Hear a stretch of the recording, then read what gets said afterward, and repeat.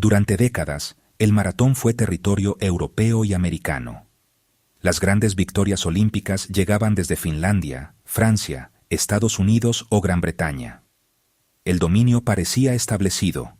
La resistencia tenía acento occidental. Hasta que, casi sin previo aviso, todo cambió.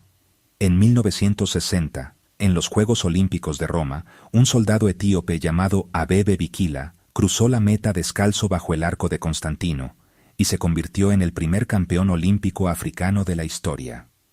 No solo ganó, lo hizo estableciendo un récord mundial y enviando un mensaje silencioso pero contundente. El mapa del fondo estaba a punto de redibujarse. Aquella victoria no fue una anécdota aislada.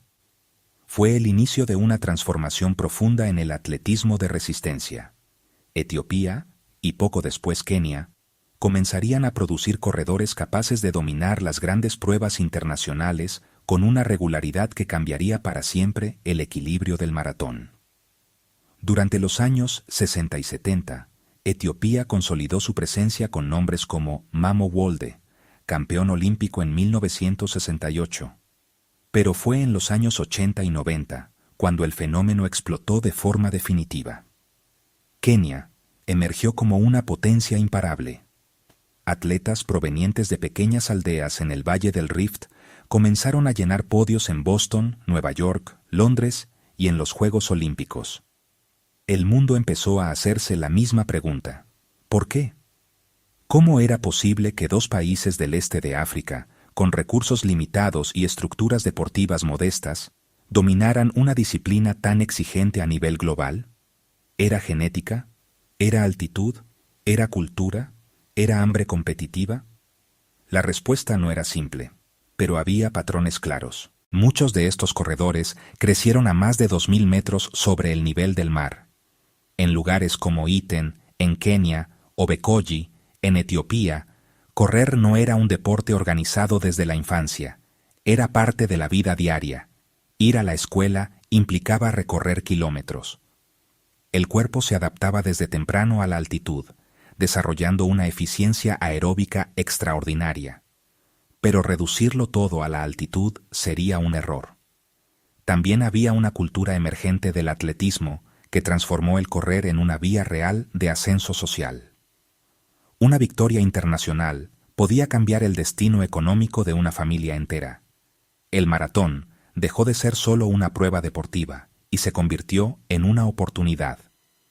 En los años 90, nombres como Tegla Lorup rompieron barreras en la categoría femenina, demostrando que el dominio africano no era exclusivo del sector masculino.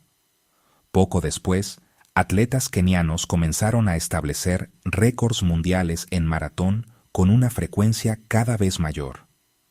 La consistencia era lo más impactante. No era un talento aislado, era una generación tras otra. El circuito internacional empezó a adaptarse a esta nueva realidad. Las grandes maratones del mundo sabían que, si querían una carrera rápida, necesitaban corredores de Kenia o Etiopía en la línea de salida. El favoritismo dejó de ser una sorpresa y pasó a ser expectativa. A principios del siglo XXI, el dominio ya no era discutible. El récord mundial fue bajando progresivamente en manos africanas. Los podios olímpicos y de los World Marathon Majors se llenaban de los mismos países. El centro de gravedad del maratón había cambiado. Pero el auge no fue automático ni sencillo. Hubo desafíos, controversias, sospechas, debates sobre dopaje y estructuras de entrenamiento. El éxito masivo siempre trae escrutinio. Sin embargo, incluso en medio de esas discusiones, el impacto cultural era innegable. El maratón moderno tenía acento africano. Lo que comenzó con un hombre descalzo en Roma terminó convirtiéndose en una revolución silenciosa que redefinió el deporte de resistencia. Y esa revolución no fue solo física, fue histórica, social y simbólica. Porque cuando Kenia y Etiopía tomaron el control del maratón, no solo cambiaron quién ganaba, cambiaron cómo se corría, cuánto se corría y hasta dónde parecía posible llegar. Si hay un lugar en el mundo que simboliza el dominio africano en el maratón, es el Valle del Rift, en Kenia. Una región elevada, extensa y rural, donde correr no empezó como una disciplina profesional, sino como parte de la rutina diaria. A más de 2000 metros sobre el nivel del mar, el aire es más fino y el cuerpo, para adaptarse, desarrolla una mayor eficiencia en el transporte de oxígeno. Ese detalle fisiológico, repetido durante años desde la infancia, marca una diferencia enorme cuando el atleta compite al nivel del mar. Pero la altitud por sí sola no crea campeones olímpicos. Lo que transformó al Valle del Rift en una auténtica fábrica de maratonistas fue la combinación entre entorno, cultura y oportunidad. En muchas comunidades, el atletismo se convirtió en una vía real de movilidad social. Ver a un vecino regresar con premios internacionales, construir una casa nueva o sostener económicamente a toda su familia generó un efecto dominó. El éxito dejó de ser una excepción y empezó a percibirse como una posibilidad alcanzable. Iten, un pequeño pueblo keniano, se convirtió en el epicentro mundial del entrenamiento de fondo. Atletas jóvenes convivían con campeones consagrados, compartían rutas, métodos y mentalidad. El conocimiento se transmitía de forma colectiva. No era un sistema basado únicamente en tecnología avanzada, sino en volumen de entrenamiento, disciplina y una cultura competitiva extremadamente fuerte. Correr no era una actividad secundaria, era el eje del día. En Etiopía ocurrió algo similar en lugares como Bekoji, una localidad que produjo múltiples campeones olímpicos en distintas distancias. Allí, el entrenamiento se integró con la vida rural. Caminos de tierra, altitud constante y una comunidad que normalizaba el esfuerzo físico crearon un ecosistema perfecto para el desarrollo del fondo. A finales de los años 90 y principios de los 2000, el impacto ya era imposible de ignorar. Kenianos y etíopes no solo ganaban, imponían ritmos que rompían carreras desde la mitad del recorrido. La estrategia cambió. El maratón dejó de correrse con cálculo conservador y empezó a correrse con agresividad controlada. El objetivo ya no era simplemente ganar, sino correr rápido, muy rápido. El récord mundial comenzó a caer con mayor frecuencia en manos africanas.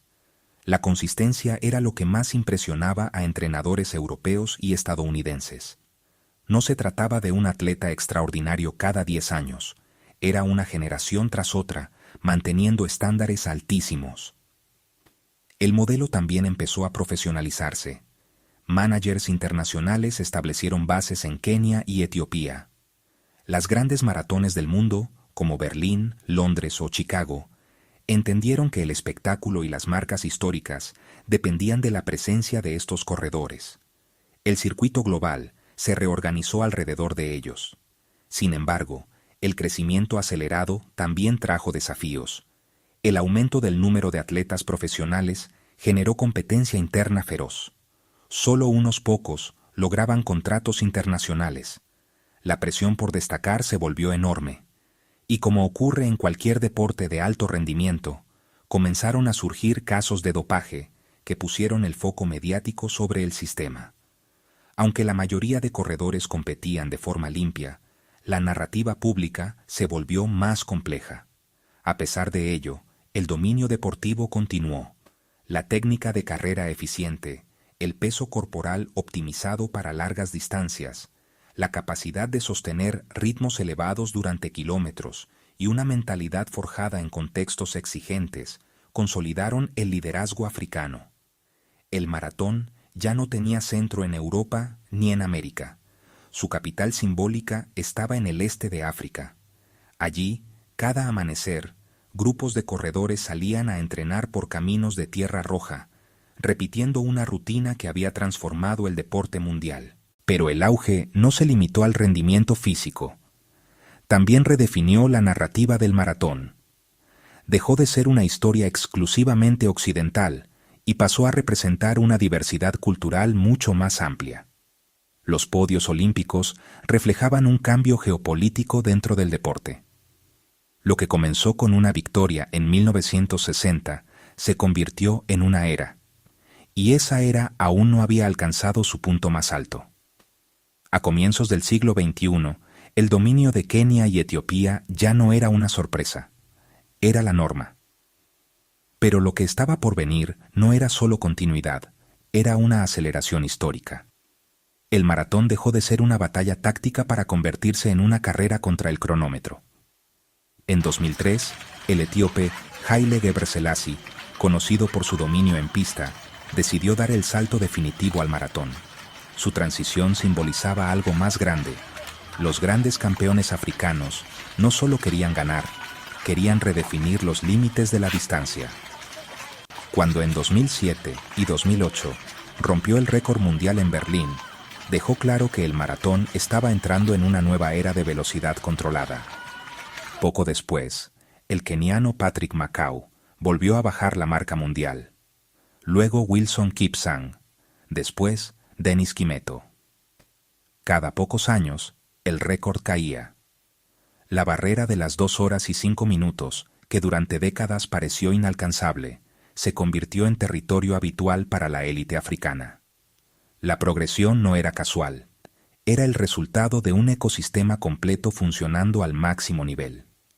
La preparación se volvió más científica sin perder la esencia del entrenamiento en altitud. Se incorporaron estudios biomecánicos, planificación nutricional avanzada y estrategias de carrera más agresivas. Pero el núcleo seguía siendo el mismo: kilómetros interminables en caminos rurales, disciplina colectiva y una competencia interna feroz que obligaba a cada atleta a superarse. Y entonces llegó el nombre que redefiniría la historia moderna del maratón: Eliud Kipchoge. Su estilo no era explosivo ni dramático, era metódico, casi minimalista. En 2018 rompió el récord mundial en Berlín con una actuación que muchos calificaron como perfecta. Pero su momento más simbólico llegó en 2019, cuando, en un evento especialmente diseñado en Viena, se convirtió en el primer ser humano en correr un maratón por debajo de las 2 horas. Aunque aquella marca no fue homologada oficialmente por las condiciones especiales del evento, el mensaje fue inequívoco. El límite psicológico había sido destruido. Lo que durante décadas se consideró imposible ya era real. Y nuevamente, el protagonista era un corredor del este de África. Mientras tanto, Etiopía también mantenía su fuerza con figuras como Kenenisa Bekele, que estuvo a segundos de recuperar el récord mundial en 2019, demostrando que la rivalidad entre ambos países seguía elevando el nivel global. Cada gran maratón internacional se convertía en un duelo estratégico entre kenianos y etíopes, donde el ritmo inicial ya era suficientemente rápido como para eliminar a competidores de otros continentes antes del kilómetro 30. Pero el auge no solo se reflejaba en la élite masculina. En la categoría femenina, corredoras kenianas y etíopes comenzaron a dominar con la misma contundencia. La profundidad del talento era impresionante. No era raro que los primeros puestos de una mayor estuvieran ocupados casi por completo por atletas de estos dos países. El maratón moderno empezó a girar en torno a un objetivo cada vez más ambicioso. ¿Quién sería el primero en romper oficialmente la barrera de las 2 horas en condiciones reglamentarias? Y aunque la tecnología del calzado y la optimización del recorrido jugaron su papel, la base seguía siendo la misma que décadas atrás. Una cultura del esfuerzo arraigada desde la infancia en regiones de altitud. El dominio africano dejó de ser solo una estadística. Se convirtió en la identidad misma del maratón contemporáneo. Cuando se anuncia una gran carrera, la conversación gira inmediatamente en torno a qué corredor keniano o etíope está en la línea de salida. El centro del atletismo de fondo ya no está en Europa ni en Estados Unidos. Está en el este de África, donde cada amanecer sigue produciendo nuevos aspirantes dispuestos a correr hacia una vida diferente. Y la pregunta que queda en el aire ya no es por qué dominan. La pregunta es ¿hasta dónde pueden llegar? El auge de Kenia y Etiopía en el maratón no solo cambió los podios, cambió economías, mentalidades y el mapa del atletismo mundial. En regiones rurales del Valle del Rift o en localidades etíopes como Bekoji, el éxito de un corredor internacional puede transformar por completo una comunidad. Premios económicos, contratos con patrocinadores y bonificaciones por récords permiten construir escuelas, financiar proyectos locales y sostener familias enteras. El maratón se convirtió en una vía real de progreso social. Para muchos jóvenes, correr dejó de ser solo tradición o rutina escolar. Se convirtió en una aspiración concreta. Ver a campeones olímpicos salir de entornos similares genera un efecto psicológico poderoso. Si él pudo, yo también puedo. Esa mentalidad colectiva alimenta un ciclo continuo de talento emergente. Pero el impacto también ha sido cultural. Durante décadas, el atletismo de fondo estuvo dominado por narrativas europeas y estadounidenses. Con el ascenso africano, la historia del maratón se volvió más diversa y global. Las grandes carreras del mundo ya no se promocionan sin mencionar la presencia keniana o etíope. Su participación no es anecdótica, es central. Al mismo tiempo, el dominio ha traído escrutinio. Casos de dopaje han afectado la reputación de algunos atletas y han generado dudas mediáticas. Las federaciones han tenido que reforzar controles y estructuras de supervisión. El éxito masivo siempre atrae sospecha, especialmente cuando es consistente y prolongado. Sin embargo, reducir décadas de rendimiento extraordinario a polémicas aisladas sería simplificar una realidad compleja. Lo cierto es que el modelo africano ha obligado al resto del mundo a adaptarse. Corredores europeos, estadounidenses y asiáticos viajan a entrenar en altitud en Kenia o Etiopía buscando replicar ese entorno. El estándar de rendimiento ha subido. El maratón moderno exige ritmos que hace 30 años parecían imposibles. Y sin embargo, más allá de récords y estadísticas, hay algo más profundo. El auge de Kenia y Etiopía ha devuelto al maratón una conexión esencial con la simplicidad del acto de correr. En un mundo dominado por tecnología avanzada, análisis de datos y equipamiento sofisticado, muchos de los mejores corredores del planeta siguen entrenando en caminos de tierra, con rutinas que priorizan disciplina y constancia por encima de la complejidad. El maratón nació como símbolo de resistencia humana. Hoy, ese símbolo tiene rostro africano. Desde aquella victoria histórica en Roma, en 1960, hasta la era de los récords y la barrera psicológica de las 2 horas, el recorrido ha sido más que deportivo. Ha sido una revolución silenciosa que redefinió quién lidera, cómo se entrena y qué significa dominar una distancia tan brutal. Y mientras cada amanecer en el este de África trae nuevos corredores a los caminos de entrenamiento, la historia sigue escribiéndose. Porque el auge de Kenia y Etiopía no parece una etapa pasajera, parece una era.